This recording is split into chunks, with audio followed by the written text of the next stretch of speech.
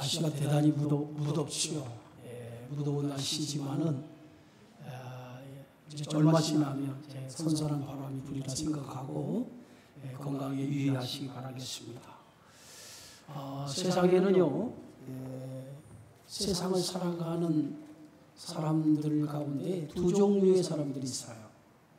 하나는 세상의 힘을 의지하고 살아가는 사람이 있고요, 또 한 사람은 하나님을 의지하고 살아가는 사람이 있습니다. 여러분 어떤 삶을 살아가십니까? 세상을 의지하십니까? 아니면 하나님을 의지하고 살아가십니까? 여러분, 사울 왕은 세상의 힘을 의지하고 살아가는 왕이었어요. 왜냐하면 사울 왕의 그 기초, 사울 왕국의 기초는 사람이기 때문에 그렇습니다. 여러분, 사울 왕이 세워질 때 어떻게 세워졌습니까?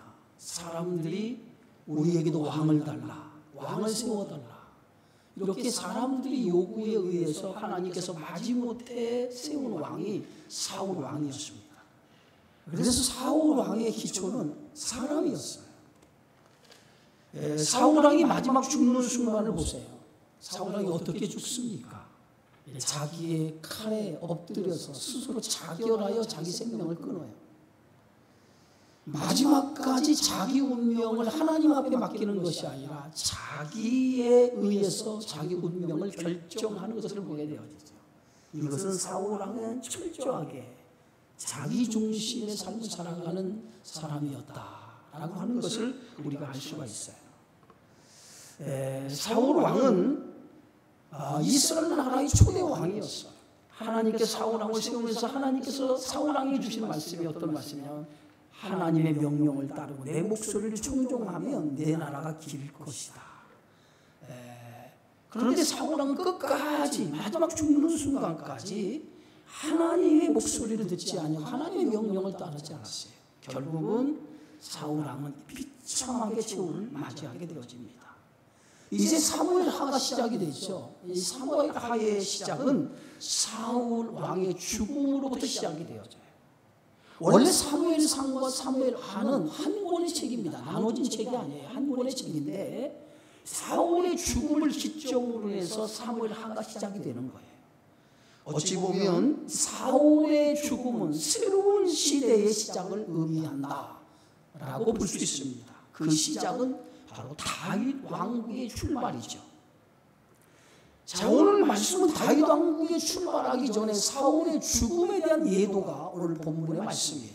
오늘 사무엘하 1장 1절의 말씀에 보면 사울이 죽은 후에 다윗이 아말렉 사람을 쳐 죽이고 돌아와서 다윗이 시글락에서 이틀 머물더니라고 이렇게 시작하고 있어요.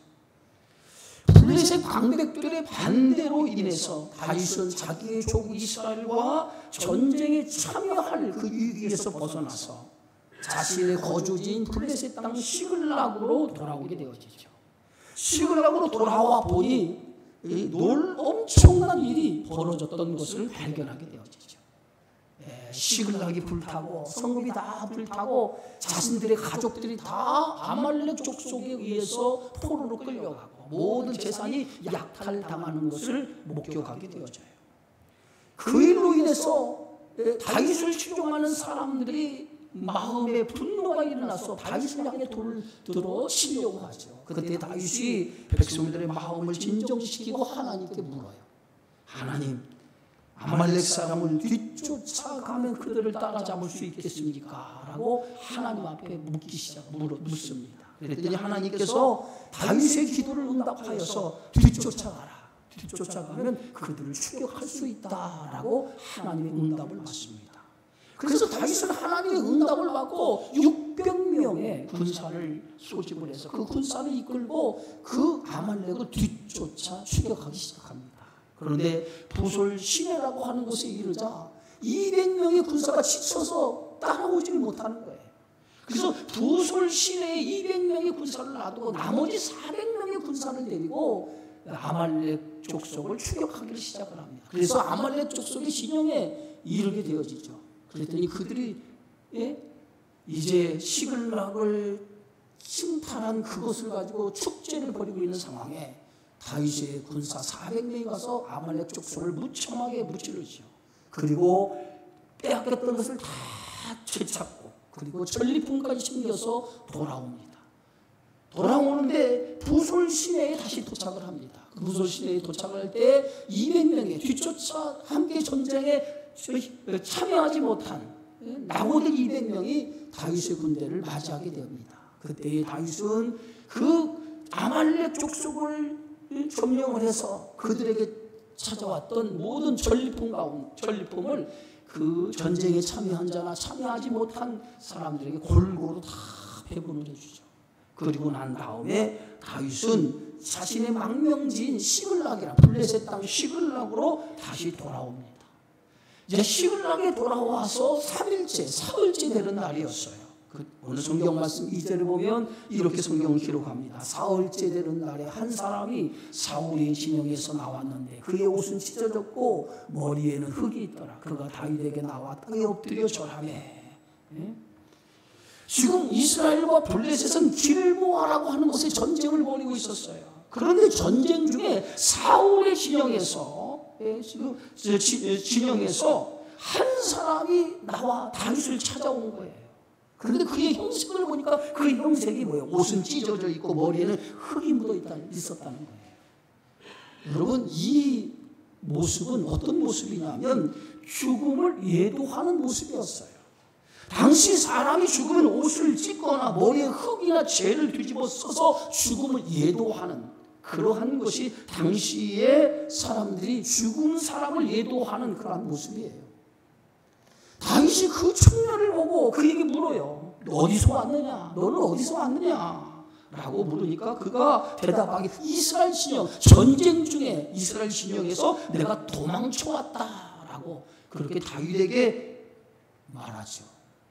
그런데 다윗이 그 청년에게 지금 길보아에서 한창 이스라엘과 블레셋이 전쟁 중인데 전쟁의 상황이 어떠냐라고 그 전쟁의 상황에 대해서 궁금해서 그 청년에게 전쟁의 상황이 어떠냐고 물어요. 그랬더니 그 청년이 뜻밖의 소식을 다윗에게 전해줘요. 그 소식이 어떤 소식입니까? 오늘 4절에 보니까 이렇게 기록하고 있어요. 다윗이 그에게 이르되 일이 어떻게 되었느냐 너는 내게 말하라. 그가 대답하되 군사가 전쟁 중에 도망하기도 하였고 무리 가운데 엎드려져 죽은 자도 많았고 사울과 그의 아들 요나단도 죽었나이다 하는지라. 뜻밖의 소식을 듣는데 그 뜻밖의 소식이 어떤 소식입니까?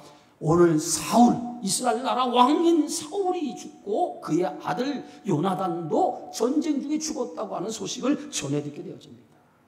그래서 다윗은 사울 왕이 죽고 그의 아들 요나단이 죽었다고 하는 그 사실이 도무지 믿기질 않았어. 다시 한번 물어요. 오늘 5절에 보니까 다윗이 자기에게 알리는 청년에게 묻되 사울과 그의 아들 요나단이 죽은 줄을 내가 어떻게 아느냐라고 물어요. 어떻게 네가 사울 왕과 그의 아들들이 죽은 것을 내가 어떻게 아느냐라고 물어요. 그랬더니 청년이 오늘 다윗에게 대답을 하죠. 그 대답이 오늘 6절에서 10절에 있는 말씀까지예요.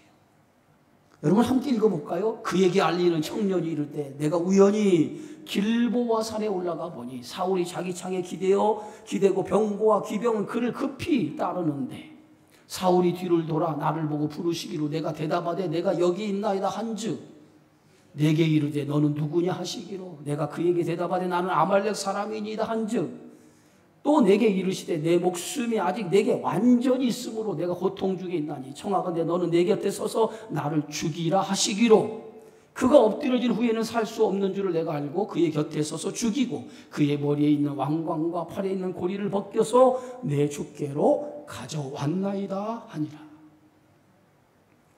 이 청년이 지금 어떻게 사울 왕과 요나단이 죽었느냐고 물으니까 이 청년의 대답이 오늘 6절에 10절까지 기록되어 있는 거예요. 그런데 이 청년의 이 대답이 진실한 대답입니까? 거짓된 대답입니까? 예? 진실한 대답이에요? 거짓된 대답이에요? 이 청년의 대답은 거짓으로 한 대답이었어요. 거짓된 대답이었다는 거예요. 여러분 사울왕이 어떻게 죽었습니까? 사울왕은 적이 쏜 화살을 맞고 중상을 입어요. 그래서 중상을 입은 사울은 더 이상 자신이 살 수 없음을 알고 자신을 호위하는 호위무사에게 칼로 난을 찔러 죽이라고 명령을 합니다.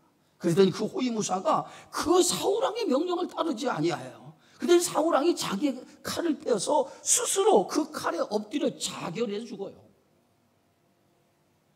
그런데 이 청년은 뭐라고 얘기합니까?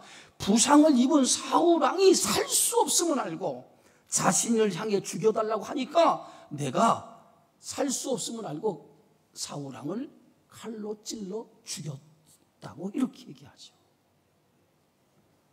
왜 이 청년은 거짓으로, 사울왕의 죽음을 거짓으로 이렇게 얘기했을까요? 그거는 뭔가 이 다윗에게 사울왕이 죽었다면, 자기가 죽였다고 하면 이 다윗에게 어떤 보상이 자기에게 내려질 거라고 하는 생각을 갖고 오늘 다윗에게 거짓으로 자신이 사울왕을 죽였다라고 보고한 것입니다. 여러분, 다윗은요, 사울 왕에게서 쫓김을 당하는 생활이 10년 이상을 쫓기며 살아갔어요. 그 과정 속에서 다윗은 2번이나 사울 왕을 죽일 수 있는 기회가 있었어요. 한 번은 엔게디 광야 굴속에 사울이 용변을 보러 굴속에 들어왔을 때에 사울을 죽일 수 있는 절호의 기회가 있었어요. 그런데 다윗은 그때 사울 왕을 죽이지 않냐고 옷자락만 베고 보내줬어요.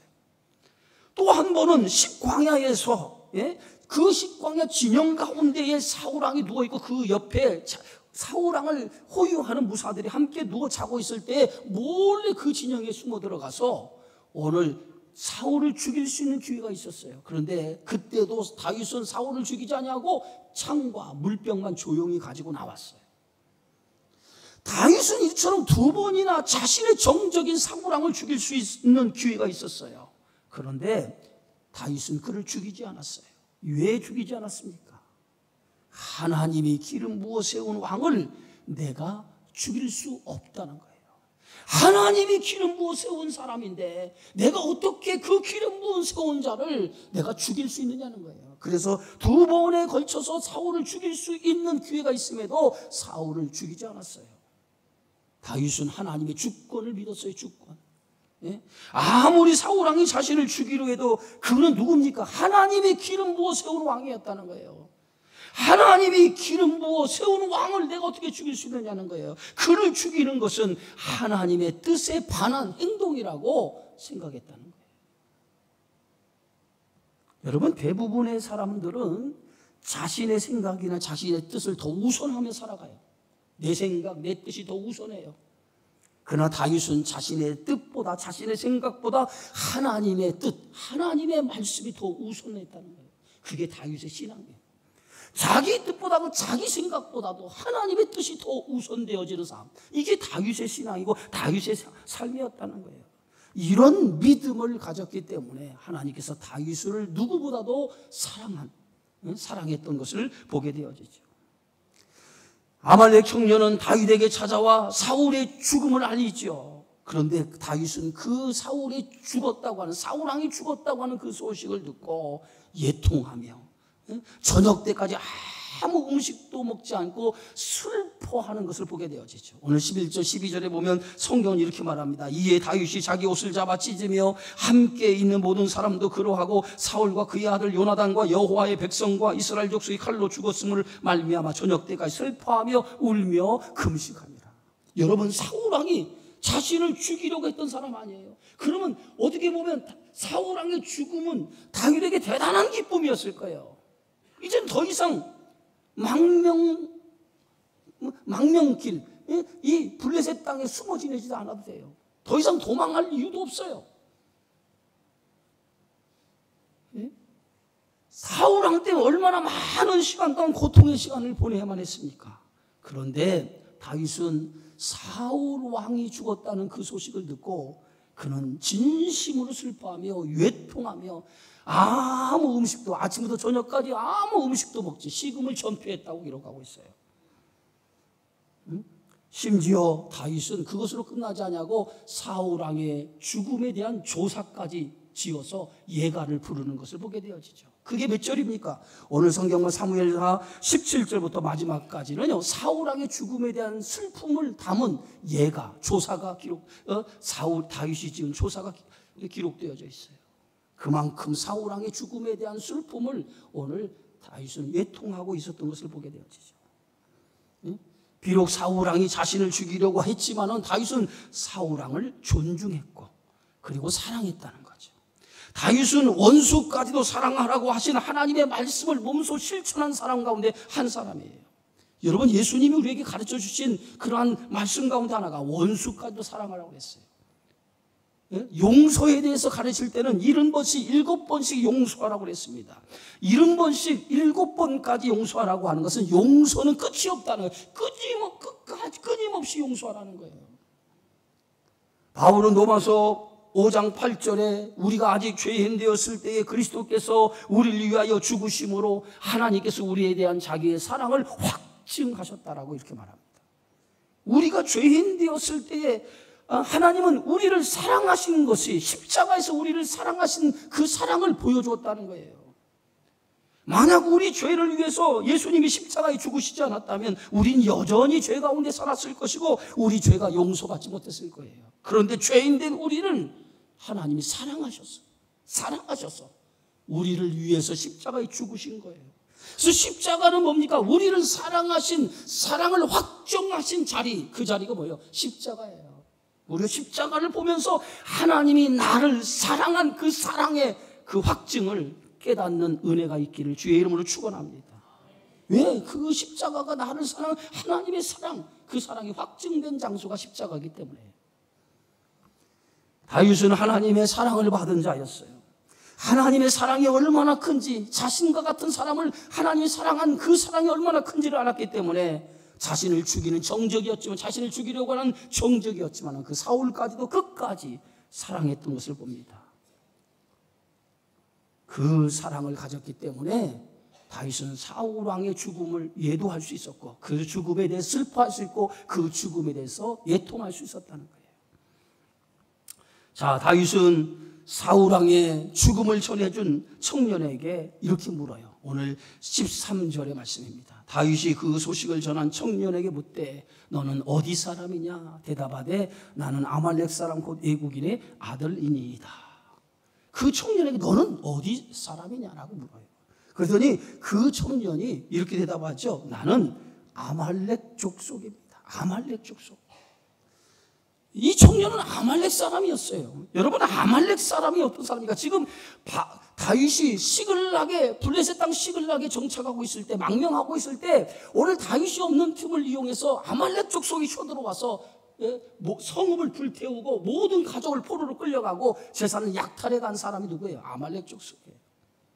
이스라엘 백성이 출애굽에서 광야에 들어가 첫 번째 그의 후미, 이스라엘 백성 후미를 공격했던 족속이 누구 족속입니까? 그게 아말렉 족속이에요. 늘 이스라엘을 괴롭힌 족속, 그게 아말렉 족속이에요. 그래서 성경은 이렇게 말합니다. 여호와께서 대대로 아말렉과 싸우리로다.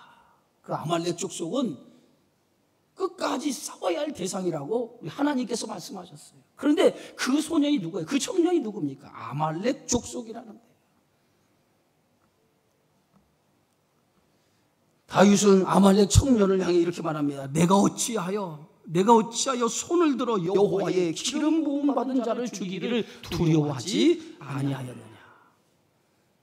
이 아말렉 청년, 내가 어찌하여 기름 부은 자, 여호와께서 기름 부어 세운 자를 죽이기를 두렵게 생각하지 않았느냐. 하나님이 세운 자인데, 하나님께서 기름 부어 세운 자인데 네가 어떻게 그를 죽이는 일을 두렵게 생각하지 않았느냐라고 그 아말렉 청년에게 그렇게 말합니다. 그러면서 그 청년을 향해서 오늘 자신의 부하 한 사람을 불러서 그 청년을 죽이라고 명령을 하죠. 오늘 성경 말씀 15절에 보면 다윗이 청년 중 한 사람을 불러 이르되 가까이 가서 그를 죽이라며 그가 아침에 곧 죽으니라. 여러분, 성경이 뭐라고 써있어요? 욕심이 잉태한 즉 몰라요? 죄를 낳고 죄가 장성하면 사망을 낳는다고 했어요. 결국은 이 청년의 죽음은 욕심이 잉태한 것 때문에 결국은 죽는 거예요. 하나님은 아말렉 청년의 죽임으로 인해서 거짓된 그의 보고가 결국 그의 죽음으로 몰고 온 거잖아요. 결국은 그 청년의 죽임으로 하나님의 공의를 세우게 되었죠. 하나님의 주권을 심의하는 자는 반드시 하나님께서 심판으로 다스린다는 거예요. 다윗은 아말렉 청년을 죽이는 것으로 끝나지 않았습니다. 사울과 그의 아들 요나단의 죽음에 대해서 예가를 만들어 노래를 부르게 하죠. 오늘 성경 말씀 사무엘하 17장 1장 17절 18절에 이렇게 말합니다. 다윗이 슬픈 노래로 사울과 그의 아들 요나단을 조상하고 명령하여 그것을 유다 족속에 가르치라 하였으니 곧 활 노래라 야살의 책에 기록되었으니. 그의 죽음의 슬픔을 담아서 노래로 만들었다는 거예요. 사울 왕의 죽음은 왜 죽었습니까? 사울의 죽음은 하나님을 존중히 여기지 않았기 때문에 그가 죽은 거예요. 예? 여러분, 엘리 제사장의 가문이 왜 무너졌습니까? 엘리 제사장의 가문은 하나님을 존중히 여기지 않았기 때문에 엘리 제사장의 가문도 무너지게 된 거예요. 오늘 성경은 오늘 성경의 말씀, 하나님께 사무엘 선지자로 하여금 엘리 제사장에 대해서 경고했죠. 그 경고가 어떤 말씀입니까? 오늘 사무엘상 2장 30절 이렇게 기록하고 있습니다. 함께 읽어볼까요? 사무엘상 2장 30절. 아니에요, 이 말씀. 사무엘상 2장 30절.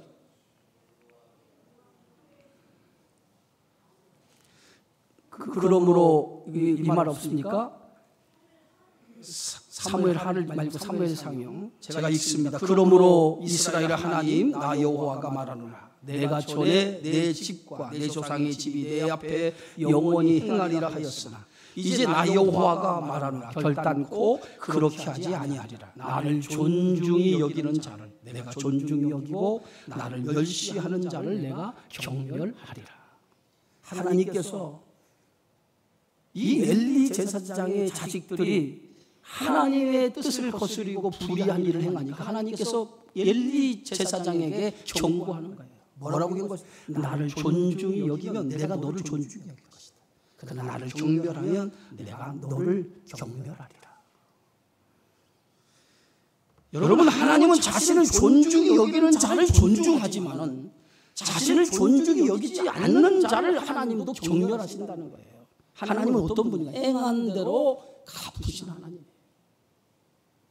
갈라디아 6장 7절에 8절에 보면 스스로 속이지 말라. 하나님은 없인 여김을 받지 아니하시나니 사람이 무엇으로 심든지 그대로 거두리라. 예? 육체로부터 썩어질 자기 육체를 위하여 심는 자는 육체로부터 썩어질 것을 거두고 성령을 위하여 심는 자는 성령으로부터 뭘 거둬요? 영생을 거두리라. 예? 자업자득. 설교 제목이 뭐예요? 자업자득. 자기가 뿌린 것을 자기가 거두는 거예요. 응?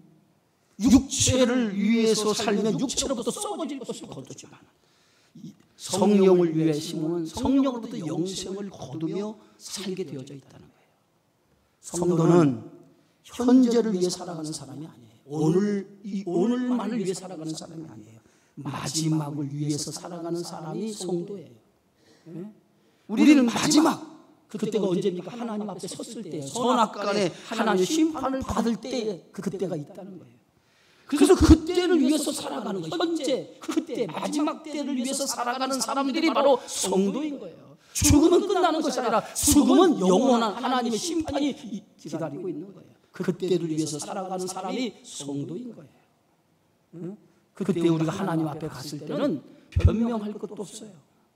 내가 행한 그대로 하나님이 갚아주시고 하나님이 심판하실 것입니다.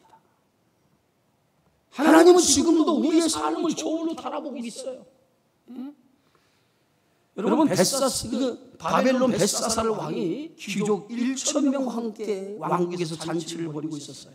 그때 갑자기 손가락 하나가 나타나더니 왕궁 벽면에 글자를 쓰는 것을 그 귀인 1,000명이 잔치를 벌이다가 왕궁 벽면에 갑자기 나타난 손가락이 그 벽면에 글씨를 쓰는 것을 보고 사지가 마비되었어요. 오늘 다니엘서 5장 6절에 보니까 이렇게 기록하고 있습니다.